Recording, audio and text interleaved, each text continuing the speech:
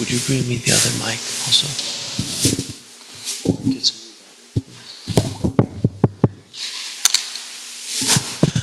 Kridan vidhate dvija go suranam kshemaya karmani avatara भेदाहि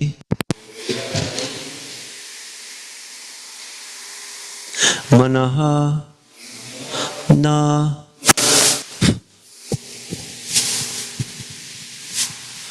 तृप्यते अपि शृण्वतां नः सुश्लोक मौलेः चरिता अमृतानि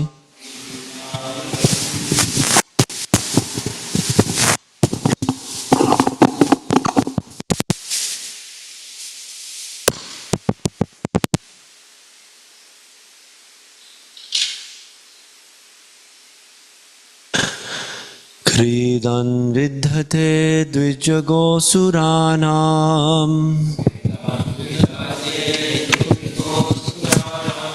क्षेमाय कर्माण्यवतार भेदाय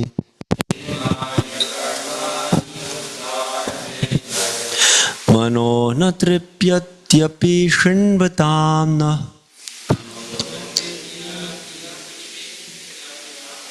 सुश्लोकमूलेश्चरितामृतानि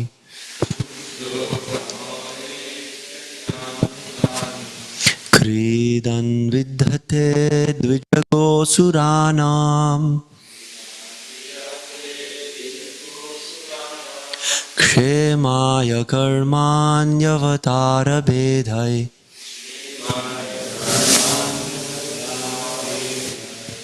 मनो न तृप्यत्यपि शृण्वतां न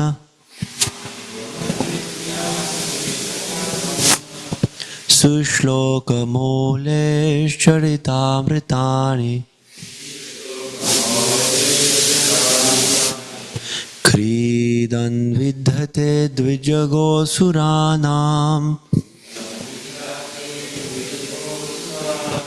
क्षेमाय कर्माण्यवतारभेदये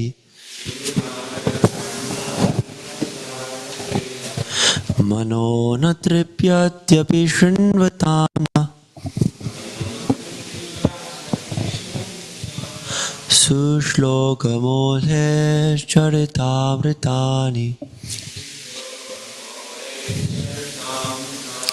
Krishna vidate dvijagosuranam Vedam vitate dvijagosuranam Shemaya karmanyavatara bedai Kshemaya karmanyavatara bedhai Mano nutrapyatyapi shrinvatamna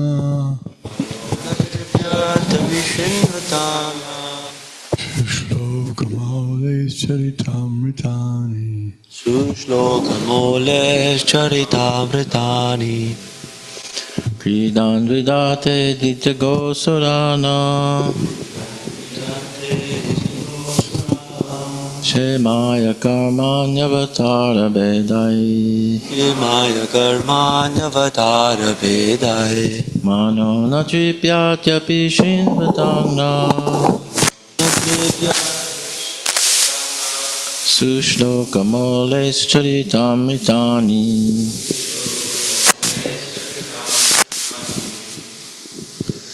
Kridanya vidyate divagosuranam Kshemaya karmani avitam vidaye Mano na tripyate avishramatana Sushlokamolai karitamritani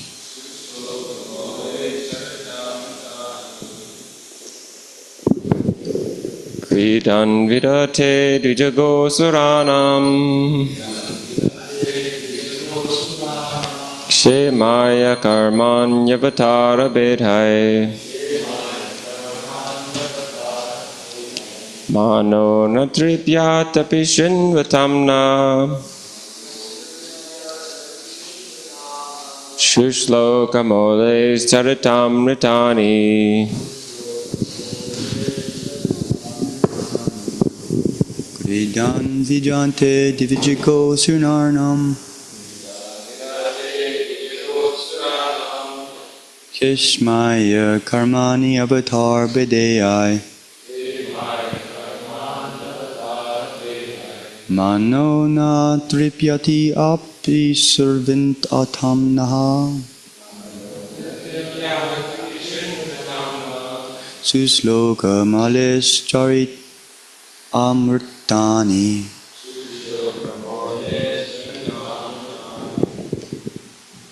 Kridan vihate dvijagosaranam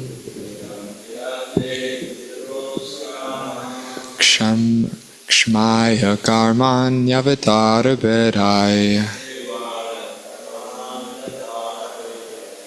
Mano natripyati api shrinvatamna Sushlokamolesh charitamritani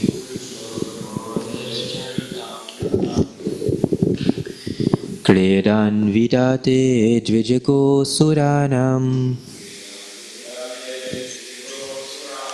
Shemaya karmani avatara bedai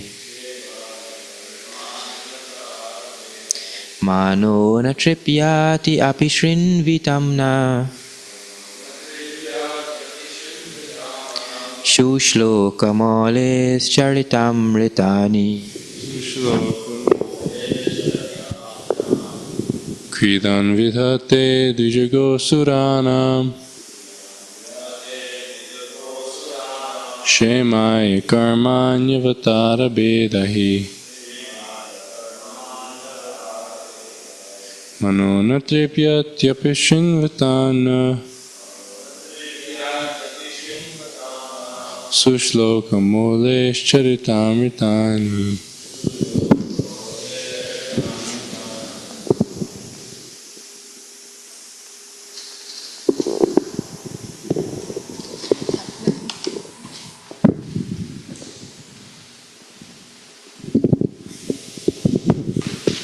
Idan vidate dvijago suranam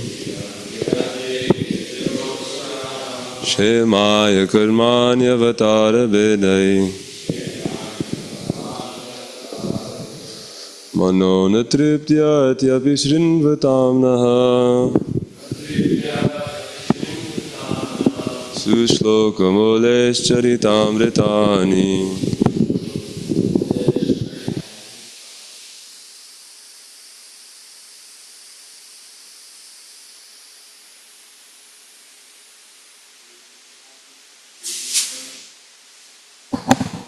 Manifesting pastimes.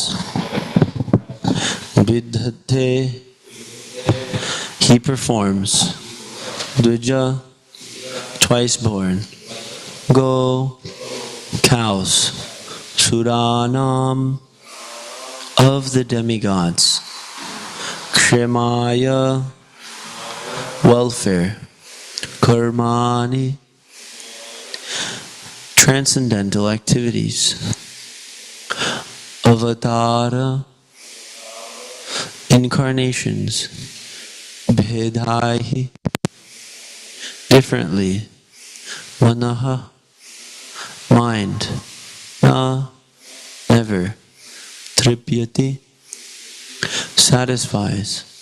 Api, in spite of. Shinvatam, continuously hearing. Naha, hour. Sushloka, auspicious. Mole, of the Lord. Charita, characteristics. Amritani, undying.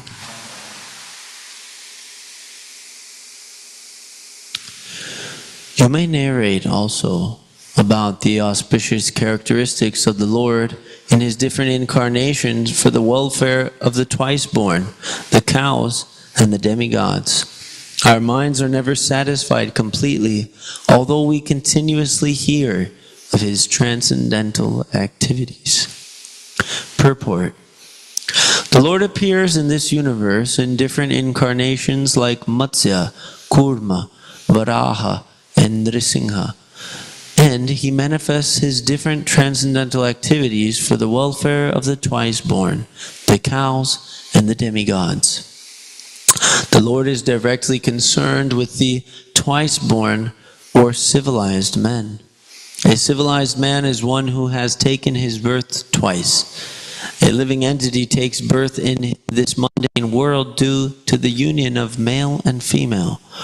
A human being is born due to the union of the father and mother, but a civilized human being has another birth by contact with a spiritual master, who becomes the actual father. The father and mother of the material body are so only in one birth, and in the next birth, the father and mother may be a different couple.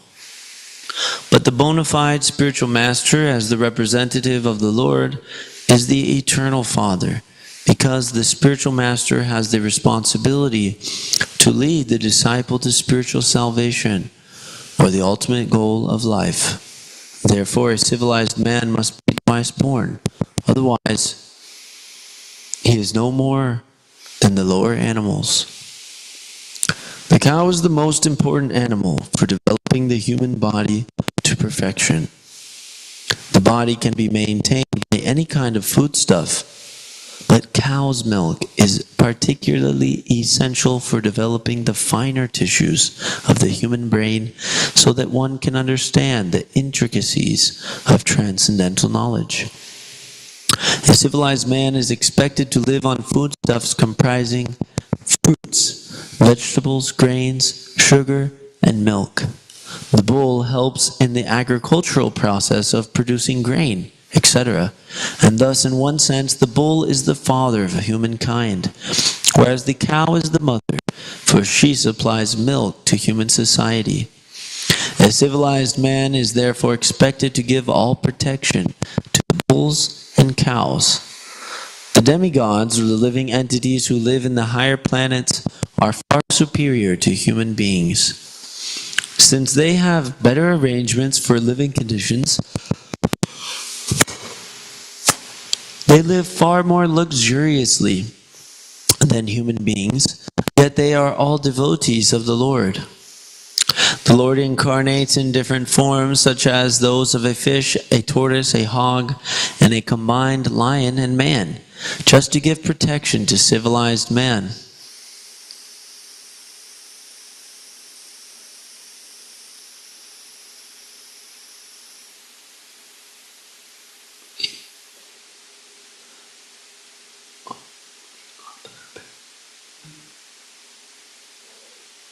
The other way. The other way. Sorry. The other way.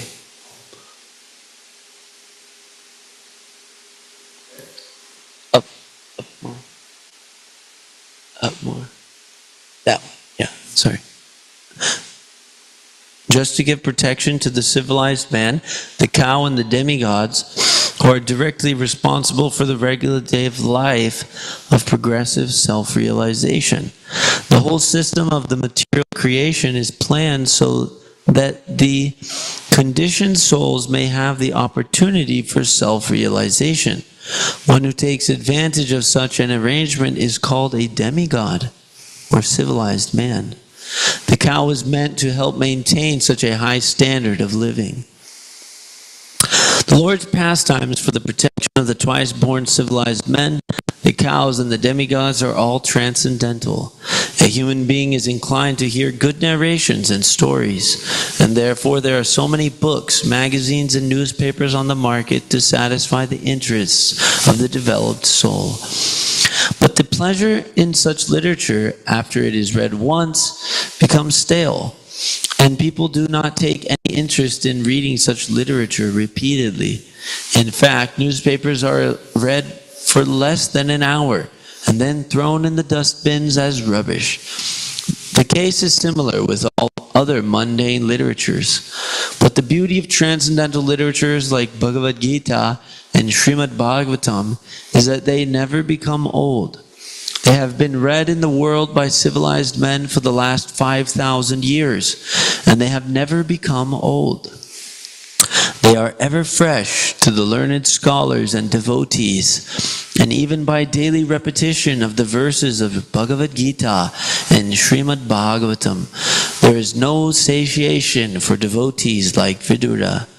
Vidura might have heard the pastimes of the Lord many, many times before he met Maitreya, but still he wanted the same narrations to be repeated because he was ever satiated. He was never satiated by hearing them. That is the transcendental nature of the Lord's glorious pastimes.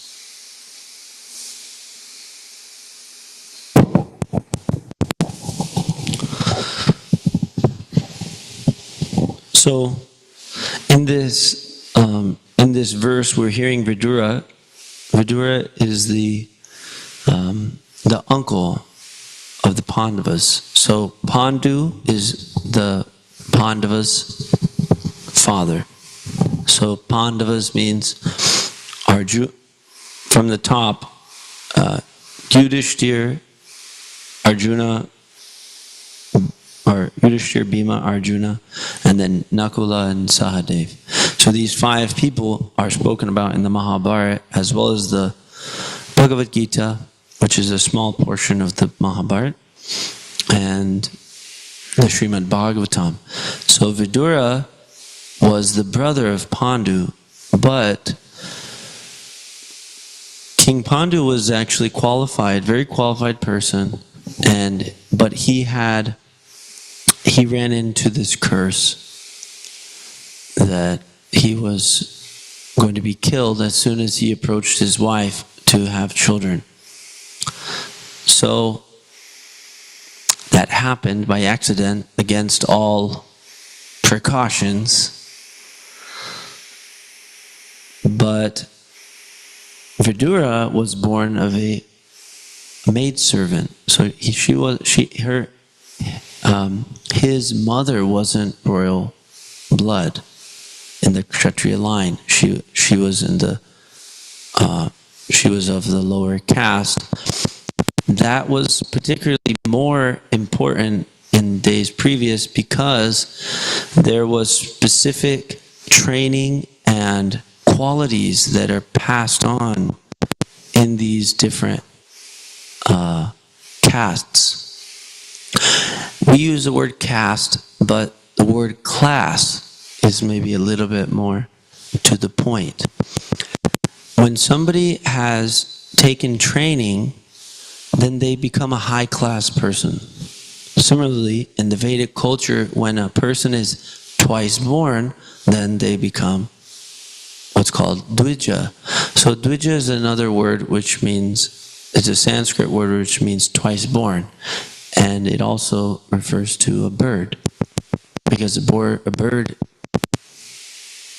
emerges in the egg from the mother, and then it cracks and the bird comes out. So the bird is also known as Dvija. But the twice born are those in the Vedic society who have, as we heard in the purport, taken initiation or approached a spiritual master.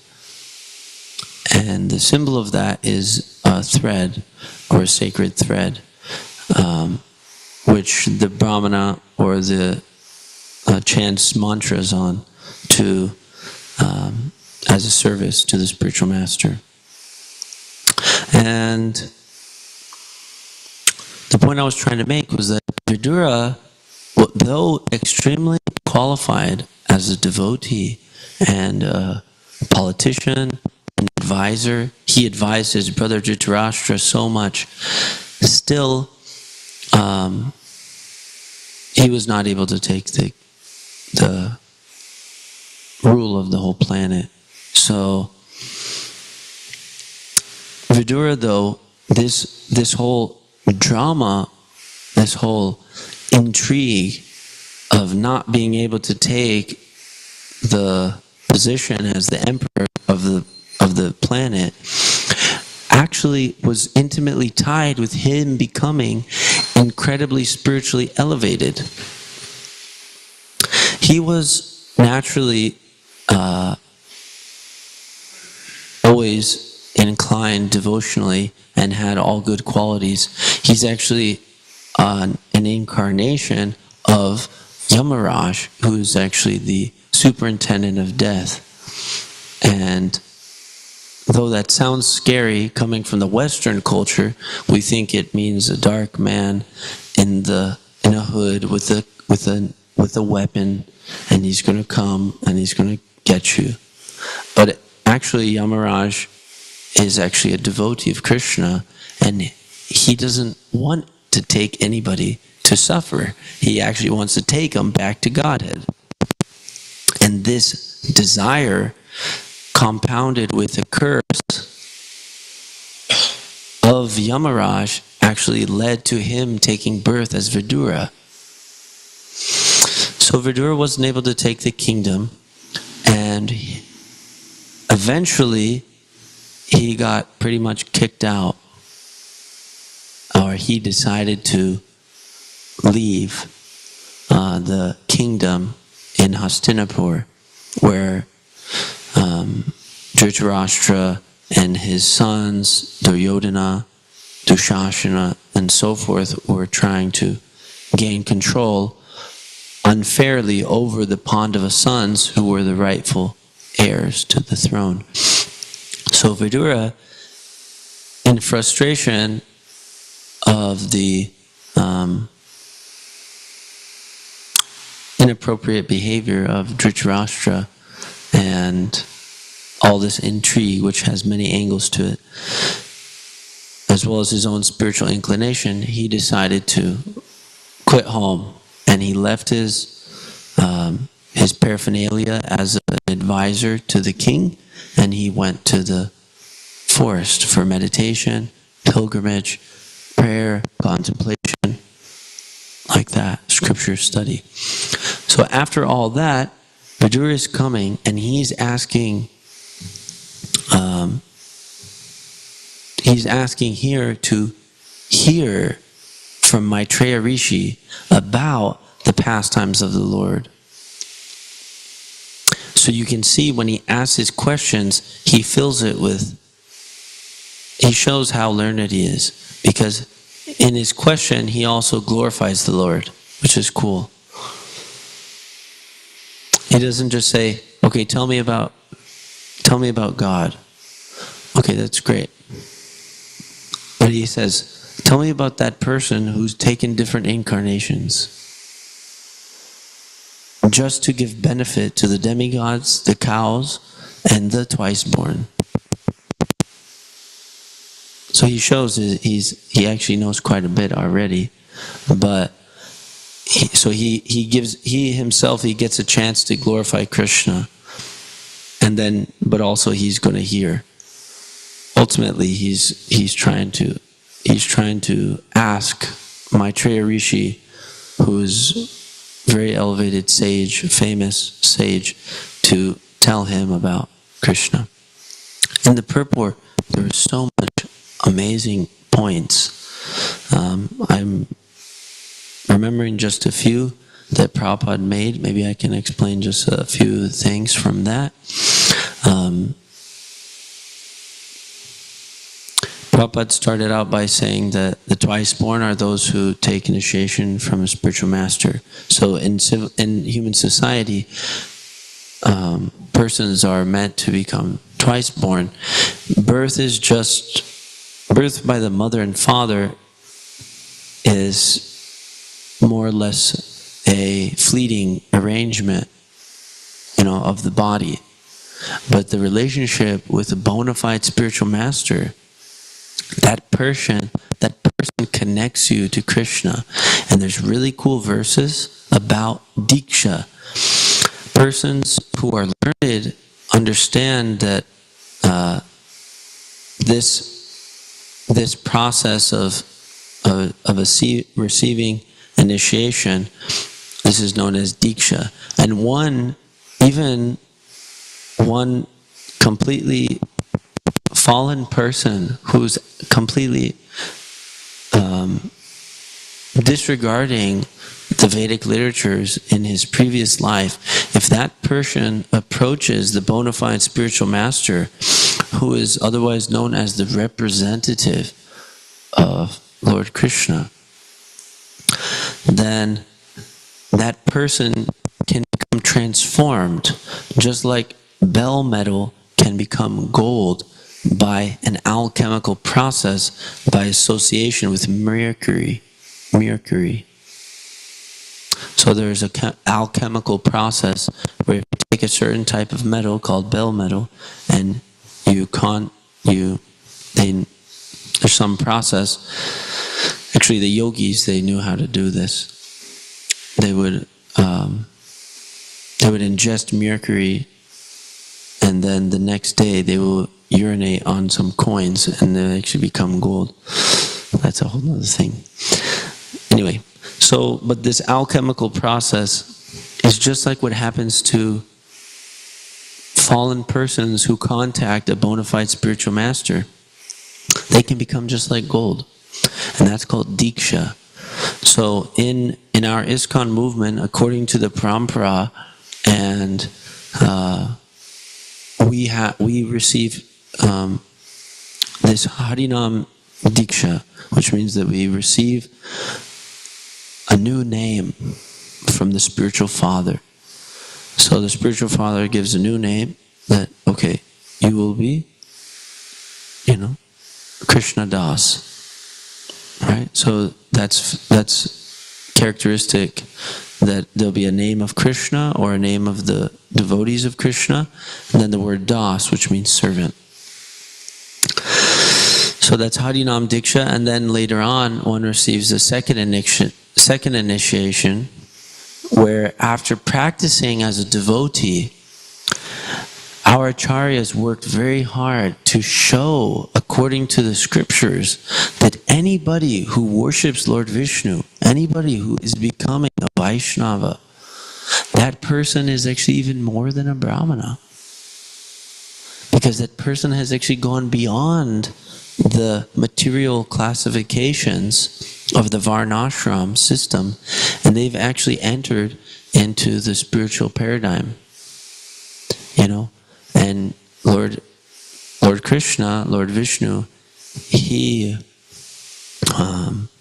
considers the persons who worship him the best. He says, Yoginam api sarvesham madgaten antaratmana shradhavan bhajate yo mam mata. He says it's his opinion that he is the highest of all. So that person, of all the yogis, the one who is always worshipping me with great faith and attention, that person is considered the best.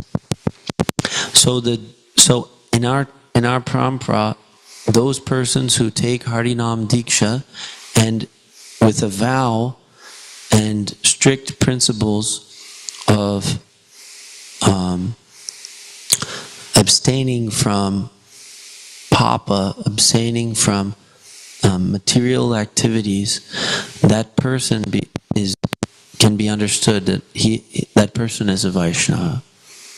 And actually, this is the statement of Rupa Goswami. Anybody who's chanting the holy name of the Lord should be respected, at least within the mind. And then if somebody's taken Diksha, initiation, we should offer them our obeisances. That means we literally bow down to them and try to get their mercy. Then somebody who's can be understood to be very powerful devotee, Uttama Adhikari, who actually encourages other people to become devotees, that person should be offered a humble respect and service. So those are some things there. So we're very lucky because we've contacted such a spiritual master.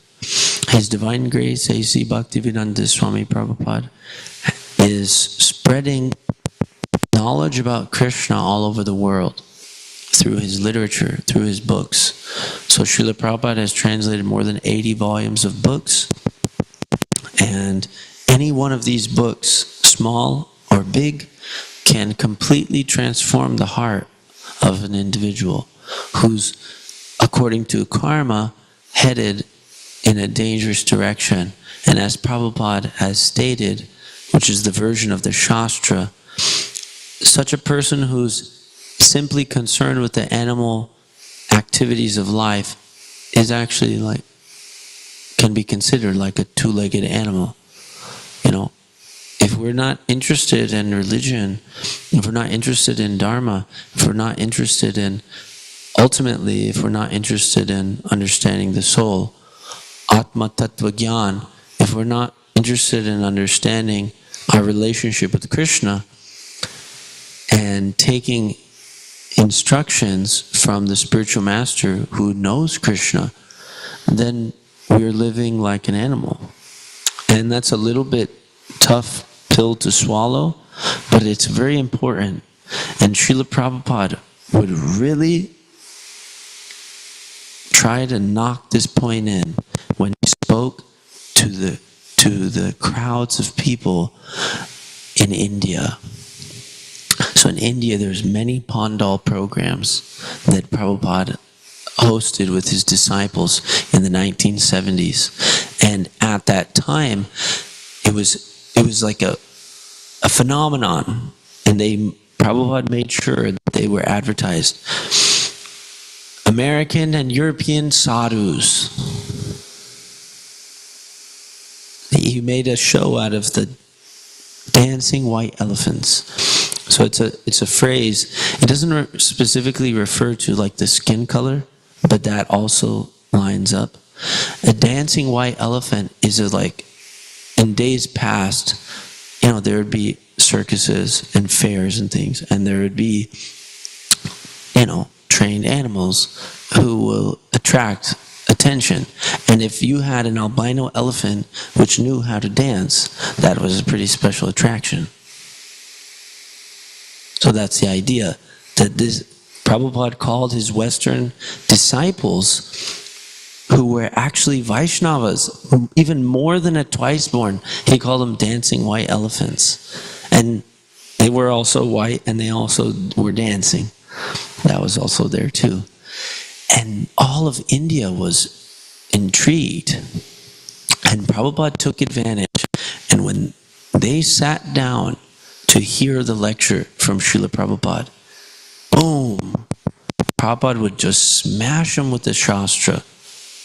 He will say, according to the Shastra, if you think that you're this body, if you worship the place where you were born, if you go to a holy place just to take a bath and not hear from a sadhu, then you're basically like a cow or an ass. And in the Srimad Bhagavatam, there's other verses which say that person who doesn't glorify the Lord,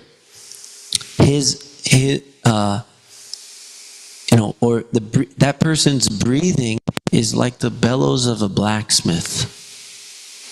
And the crown of the king, which doesn't bow down before the Lord, is just like a burden weighing down the head. So Prabhupada would speak very strongly to wake us up and say, hey, we have more than good fortune. We are embodied in a human form, and we can perform yoga. We can learn to please the Lord, which goes beyond any activity of this temporary world. So, those are some points. I appreciate everybody's attention. Srimad Bhagavatam ki jai. Srila Prabhupada ki jai.